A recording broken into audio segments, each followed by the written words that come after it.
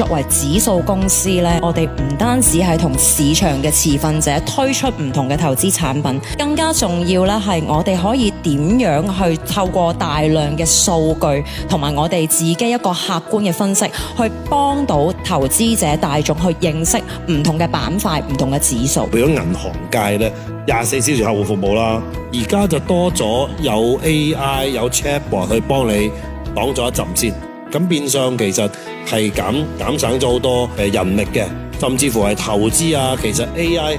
係幫到好多手。喺亞洲咧有一個新嘅呢個 Golden Triangle， 呢個日本、韓國同埋台灣地區呢3個地方咧生產晶片、生產所有